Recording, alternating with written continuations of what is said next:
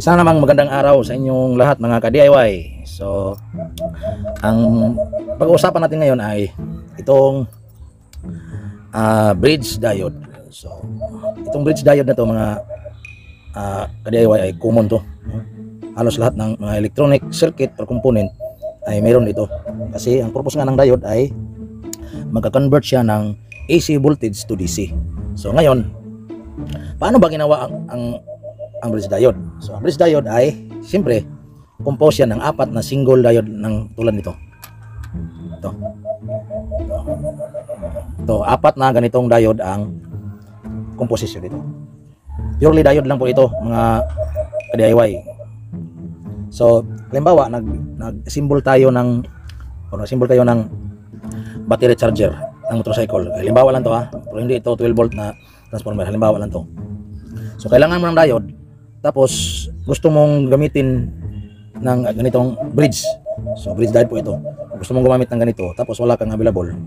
So paano ba gawin? O paano ba i-symbol manually kung gagamit ka ng ganitong diode? Paano ba to siya gagawin? Okay, simple lang mga ka-DIY. So meron na tayong ginawa na sample. So ito po. Yan. So ito po ay pareho lang po sila. So kung walang available sa inyo tapos gusto mong gumamit ng ganito, dahil mas simple itong gamitin mga ka-DIY. So gagawa tayo ng ganitong bridge diode pero hindi naman ganito talaga yung forma. So alternate lang. Halimbawa kung wala kang ganito tapos gusto mong gamitin to. So yan. Ito na po siya mga ka-DIY. Bridge diode. Ito ang bridge. So kung makikita mo dito kung paano siya, para lang siyang gumawa ka ng isang parisukat na hugis. Okay. So sa ganitong diode mga ka-40 days, mga ka-DIY dito, kung nakita nyo, yung may nakita nyo sa ibabaw, meron siyang guhit na puti. So yun ang positive na out niya, kasi ang diode ay meron lang siyang forward bias lang po siya, wala siyang reverse, forward bias lang po. So kung magka-convert tayo ng AC to DC, dapat dito laging naka-in, tapos dito ang out. Okay, so yan po ang positive. Yun ang palatandaan na positive na side tong sa baba. Okay, so ganito po yan.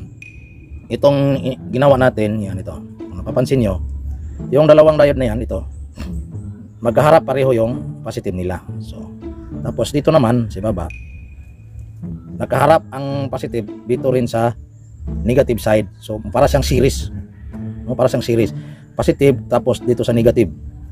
Ganito din sa kabila, positive tapos natap siya dito sa negative ng sunod na diode. So dito po sa dito sa dalawang to, ito, yun ang negative output niya.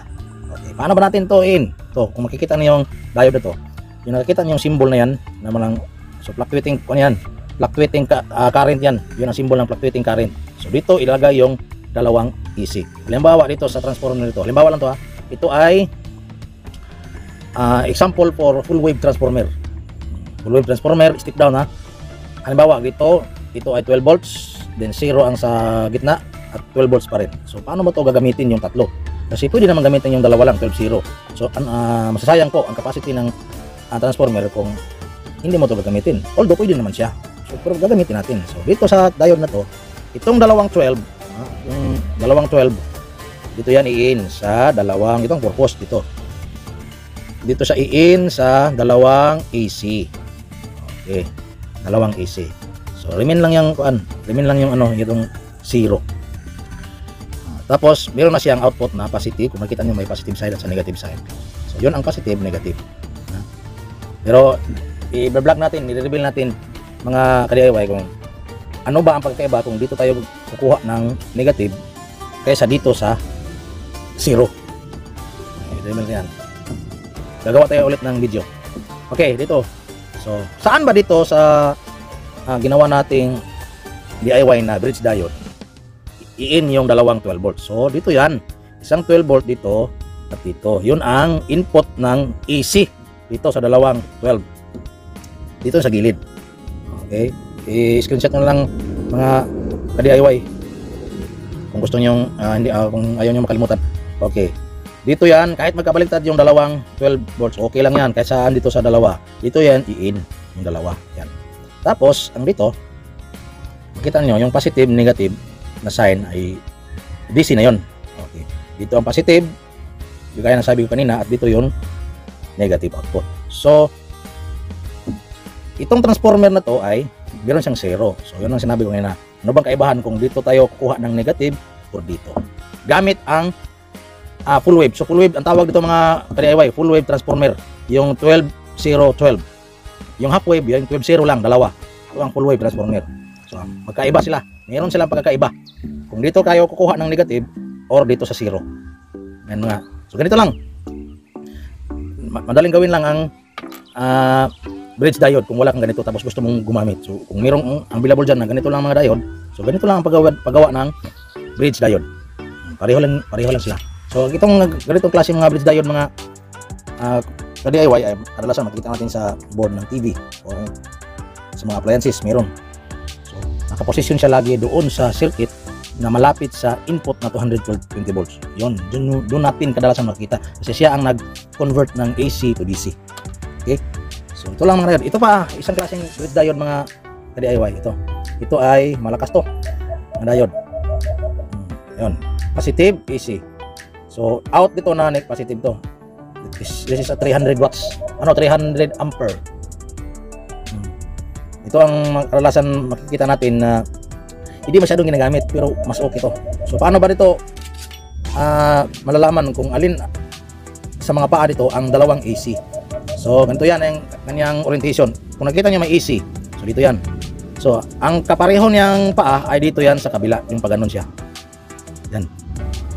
So, kung makikita nyo, kung ano natin, wala ka nang makita ibang markings dyan. Dito lang talaga, sa harap. So, ang AC, at isa pang AC ay itong dalawang paang to. Terminal to. At DC naman, output, dito ang positive, ito naman ang negative. Sa, yung pag-ganon. Yan.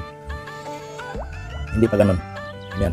So, ito po ang isa pang klase ng diode. So, marami namang diode, may klaseng diode. Magdidepende yan sa kanyang purpose. Okay, so, bridge. Pareho lang din. Yan, yan, tatlong yan. Pareho lang yan na bridge. Kung wala kang dito, wala kang ganito, wala kang ganito, tapos meron kang available na mga ganitong diode, kahit anong value yan, pwede yan. So, gagawa ka ng bridge, ganito lang po, ang gagawin nyo. Yan. Yan nyo. Kung saan nakaharap yung dalawang positive dito at saka dalawang positive dito. Yung forward bias nila.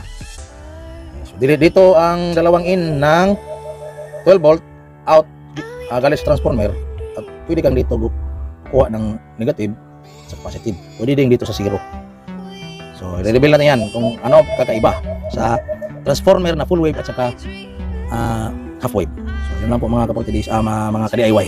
Maraming salamat.